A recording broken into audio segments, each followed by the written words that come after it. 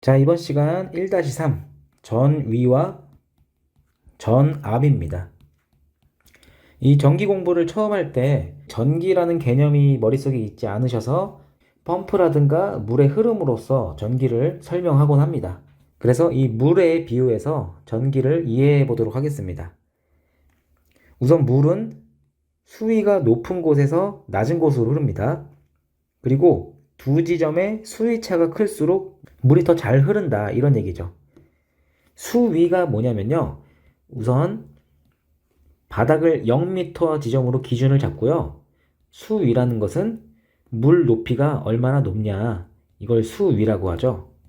이런 걸 수위라고 하는데, A라는 물통은 수위가 이만큼 되고 B라는 물통은 수위가 이렇게 낮아요. 그러면은 똑같이 구멍을 뚫어 놓았을 때 A라는 물통과 B라는 물통에서 물이 나오는 속도가 다르다 이거죠. 물 기둥이 높을수록 유속이 더 빠르고 물이 더 잘 나옵니다.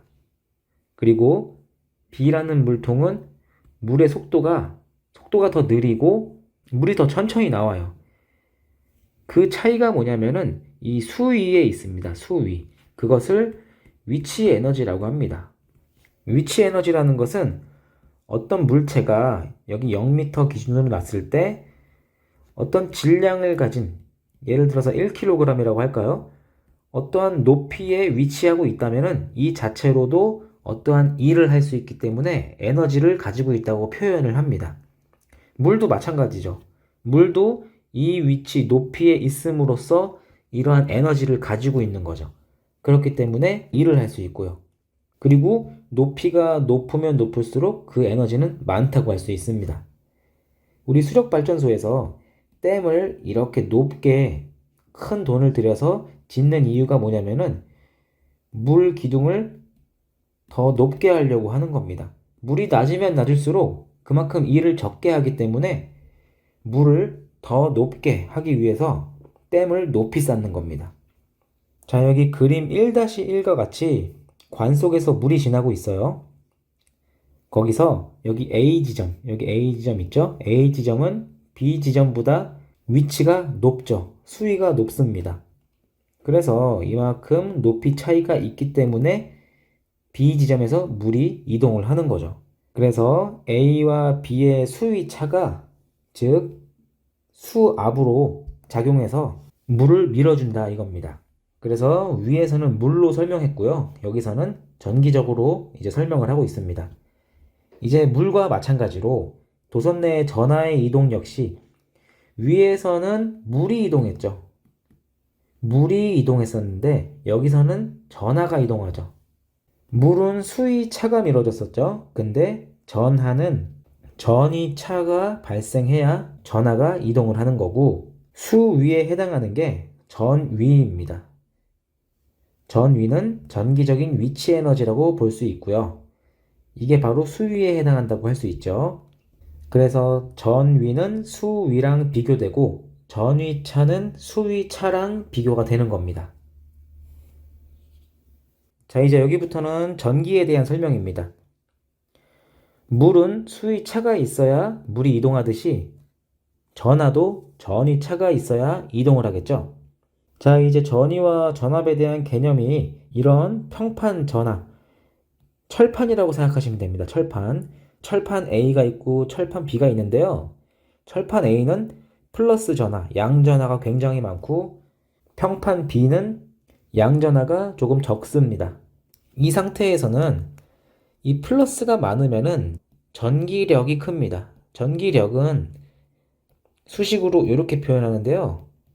전하가 많으면 많을수록 전기력이 셉니다. 이 전기력이라는 것은 플러스와 플러스끼리는 밀어내려는 힘이 작용하고, 플러스 마이너스는 당기려는 힘이 작용하고, 또 마이너스와 마이너스끼리는 밀어내려는 힘이 작용하는 게 전기력인데요.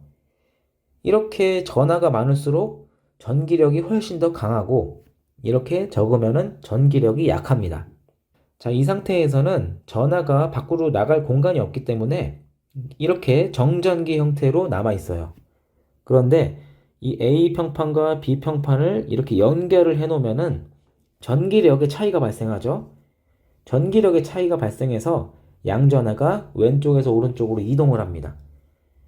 전기력의 차이가 발생한다는 것은 이 힘의 차이가 발생한다는 거예요. 이 두 친구가 있는데 어떤 물체를 A라는 친구는 왼쪽에서 오른쪽으로 밀고 B라는 친구는 오른쪽에서 왼쪽으로 밀고 있어요. 그런데 A라는 친구가 힘이 훨씬 더 셉니다. 그리고 B라는 친구는 힘이 약해요. 그러면 이 물체는 왼쪽에서 오른쪽으로 이동을 하겠죠? 왜냐면은 왼쪽 A라는 친구 힘이 더 세기 때문이에요. 이런 거랑 마찬가지로 여기 평판 전화 보시면은 A라는 평판의 전기력이 훨씬 더 강합니다. 그리고 B라는 평판은 전기력이 상대적으로 약해요. 그렇기 때문에 이 플러스 양전하는 전기력이 센 곳에서 약한 곳으로 이동을 하죠. 그리고 위의 그림에서는 플러스 전하가 있었는데 아래 그림에서는 마이너스 전하도 마찬가지입니다. 이렇게 음전하가 바글바글 많아요. 그러면은 B라는 평판은 전기력이 센 거고 A라는 평판은 전기력이 약한 거죠. 그래서 이렇게 평판 두 개를 이었을 때 마이너스는 전자를 밀어내는 성질이 있죠. 여기 보시다시피 음전하끼리는 서로 밀어냅니다. 그래서 전자가 B에서 A 쪽으로 이동을 하죠. 그런데 우리가 전류 방향과 전자 방향은 서로 반대라 그랬으니까 전자가 오른쪽에서 왼쪽으로 이동하면은 전류는 왼쪽에서 오른쪽으로 이동한다고 볼 수 있는 거죠. 그래서 우리가 위에서는 물로서 비유를 했었는데 물은 높은 곳에서 낮은 곳으로 이동하듯이 여기 전하도 지금 이동을 하고 있죠. 그래서 전하가 많으면은 전위가 높다고 표현할 수 있고 전위가 높죠.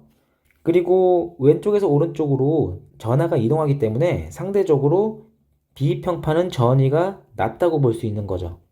그리고 A평판에서 B평판으로 전하가 이동했기 때문에 전위 차가 존재한다는 거고요. 이 전위 차를 전압이라고 표현합니다. 자, 그래서 그 다음 페이지 보시면은 여기까지 제가 방금 말씀드린 설명이 있는 거고요. 그 다음에 여기부터 한번 설명해 보겠습니다. 자, 이제 물이라는 단어가 나왔죠? 물이라는 단어 말고 어떤 질량을 가진 물체라고 보겠습니다. 어떤 질량을 가진 1kg짜리 물체가 있다고 보겠습니다. 이 물체가 0m의 지점에 있으면은 이 물체는 에너지를 가지고 있지 않습니다. 위치 에너지가 없어요. 그런데 이렇게 0m인 기준점보다 높은 곳에 위치하고 있다. H만큼 높은 곳에 위치하고 있으면은 이 공을 굴러 떨어뜨려서 어떠한 일을 할 수 있습니다. 이것은 위치 에너지가 있다고 표현을 할 수 있는 거죠. 그래서 어떤 질량을 가진 물질이 어떠한 높이에 있다면은 이 자체로도 에너지를 갖고 있다. 그래서 위치 에너지가 있다. 이렇게 표현을 하는데요. 이 위치 에너지는 질량이 클수록 아니면은 높이가 높은 곳에 있을수록 더 큰 에너지를 가지고 있습니다. 자, 이제 전기에서도 이렇게 에너지적으로 표현을 할 수 있는데요. 여기 수식을 한번 보시면은 전압은 에너지를 전하로 나눴다고 볼 수 있습니다. 이거 단위로 써보면은 에너지의 단위 줄이고요. 전하의 단위 쿨롱입니다. 이 단위를 해석하면은 단위 전하당 가지고 있는 에너지입니다. 우리 질량을 가진 물질로 해석해 보면은 단위 질량당 가지고 있는 에너지의 양입니다. 이걸 다시 해석하면은 단위 질량이 가지고 있는 위치 에너지라고 해석할 수 있죠. 물리에서 이런 단위는 없는 걸로 제가 알고 있어요. 근데 단위 질량으로 우리가 분해해서 볼 수 있잖아요. 위치 에너지를. 만약에 100kg짜리 물체가 1m 위치에 있을 때 어떠한 에너지를 가지고 있는 것을 1kg당 에너지로 환산하면은 그냥 100으로 나눠주면 되는 거니까요. 그래서 이걸 다시 전하 관점으로 보면은 자, 여기 1쿨롱의 전하가 이렇게 이동함으로써 외부에 어떤 일을 했다면은 이 전하가 일을 했죠. 그래서 단위 전하가 1줄에 일을 했다면은 지금 이 상태에서는 전위를 가지고 있다고 표현할 수 있죠. 그래서 이거를 1볼트라고 표현을 한 겁니다. 그래서 1kg의 물질을 전기계에서는 1쿨롱의 전하라고 보시면 되고, 이 물질이 가진 높이를 전위라고 보시면 되겠죠. 자, 그래서 이 그림에서 A 지점에서 B 지점으로 전하가 이동을 하면서 외부로 어떤 에너지를 발생시켰다면은 이 A 지점은 B 지점보다 전위가 높다. 그리고 이 두 지점은 전위차가 있다. 전압이 존재한다. 이렇게 표현할 수 있는 거죠. 자, 그래서 오음의 법칙에서도 하겠지만은 전기 회로를 이용해서 한번 보겠습니다. 자, 이제 여기 5V짜리 배터리가 있어요. 이 전압의 단위는 5J/쿨롱이라 그랬죠. 자, 그러면은 여기 외부에 저항이 있습니다. 그럼 이곳은 플러스 5V의 전위를 갖고 있고, 이곳은 플러스 5V의 전위를 갖고 있고요. 이곳은 0V의 전위를 가지고 있죠. 그리고 이 배터리의 전위차, 전압은 5V라고 표현할 수 있는 거죠. 이렇게 연결을 하면은 오음의 법칙에서 배우실 거지만은 이 저항 양단에는 5V가 걸립니다. 이거는 이렇게 플러스 마이너스 잡게 되면은 이 지점의 전위는 5V고 이 지점의 전위는 0V죠. 이 볼트를 줄퍼쿨롱으로 바꿔보면은 저항을 지나기 전에는 단위 전하당 5줄의 에너지를 가지고 있었어요. 근데 저항을 지나고 나서는 단위 전하당 에너지가 없죠. 그러니까 저항에서 어떤 열을 발생시키거나 빛을 발생시킴으로써 에너지가 변환이 된 거죠. 그리고 에너지를 가지고 있지 않은 전하가 다시 배터리로 들어와서 다시 5V의 전위, 그러니까 5줄의 에너지를 충전시키고 다시 저항으로 와서 변환되고 이렇게 순환을 하는 거죠. 에너지 관점으로 보면은 전기 회로가 이렇게 해석이 됩니다.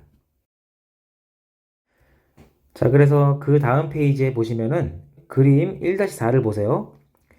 이 전원에서는 전압 상승이 일어나고 부하에서는 전압이 강화된다고 표현을 했었는데요. 제가 5V 배터리로 예를 들었듯이 전원의 플러스 지점에서는 이 단위 전하당 5줄의 에너지를 충전시켜서 다시 부하로 보내고 다시 에너지를 변환시키고 이제 전원은 에너지를 가지고 있지 않은 상태에서 다시 전원으로 돌아와서 에너지를 공급받고 이렇게 돌아가는 거죠. 그래서 전원에서는 전압 상승이 일어나고 부하에서는 전압이 떨어지는 전압 강화가 발생합니다. 여기 굵은 글씨로 키워드들이 써 있죠? 이런 핵심 키워드 중심으로 제가 설명드린 거 위주로 이해를 하시면은 어렵지 않게 이해를 하실 수가 있습니다. 자, 이제 여기 기전력이라는 단어가 나오죠? 기전력은 정의가 전하를 움직이게 하는 힘입니다. 전하를 움직이게 하는 힘이에요. 영어 그대로 해석을 하면요. 아까 전에 평판 전하판이 있었죠? 평판 전하가 있었는데 A 평판은 전하가 많았고 B 평판은 전하가 적어서 A 지점의 전위는 높고 B 지점의 전위는 낮기 때문에 연결해 놓으면은 전하가 A 평판에서 B 평판으로 이동을 한다 그랬어요. 근데 이게 계속 이동하는 게 아니고 여기 있던 전하들이 이렇게 움직이게 되는 겁니다.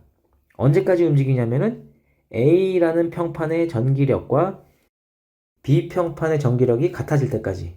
그래서 지금 여기 4개 있었고 2개 있었는데 힘의 차이에 의해서 전하가 3개, 3개씩 됐죠? 그러면 전기력이 같아져서 이제 전하가 이동하지 않습니다.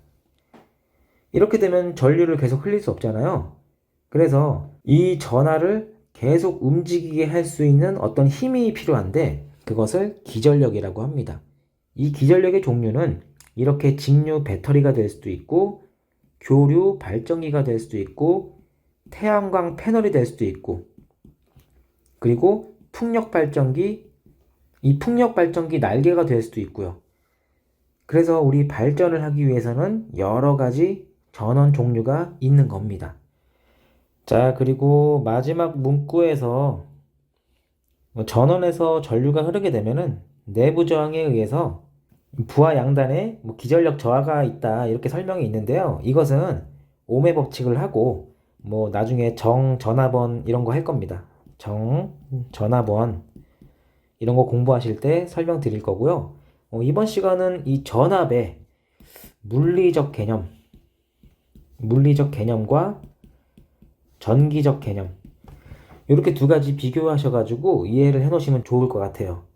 이 물리적 개념은 제가 1kg짜리 공과 물 이런 걸로 비유를 해드렸고, 전기적 개념은 평판 전하를 이용해서 전기력 F로 설명을 드렸었고요.